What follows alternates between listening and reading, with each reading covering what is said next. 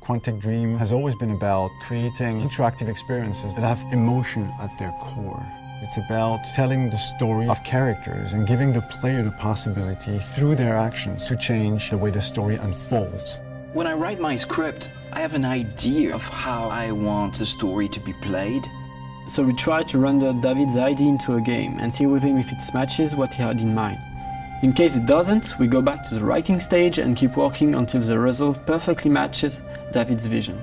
What we try to do in Beyond is really an intuitive and immersive experience.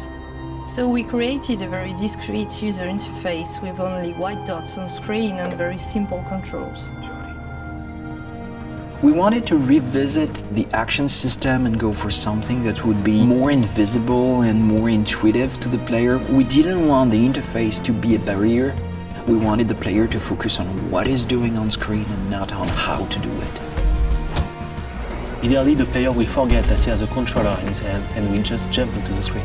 One of the major revolutions in Beyond is the way Jodie Holmes moves. Depending on the context, depending on your emotional state, you see character of Jodie moving differently, walking differently, looking around differently.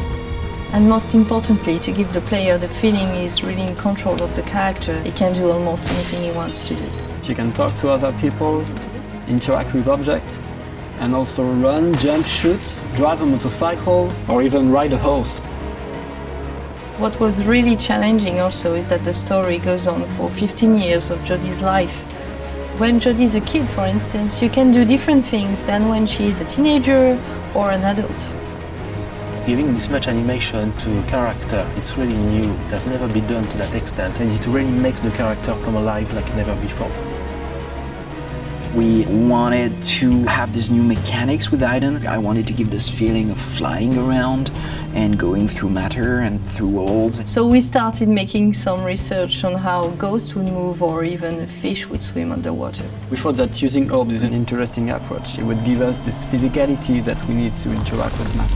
It became really something natural to assign them to the two analog sticks and have to play with them, to focus them, or on the opposite, to split them apart. During the process of this production, we made what we call user tests. You just watch people playing and you see where they succeed, where they fail. If a player don't get it right, it's only our fault. So we work very hard to be able to correct it and give the best experience possible. After each user test, it's meeting after meeting just to find the good solution to every single issue the player may have had. I guess what we're looking for with the gameplay is really to find an interface that will allow you to play live.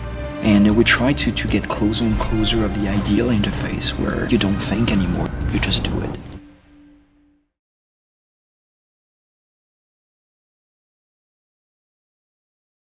PlayStation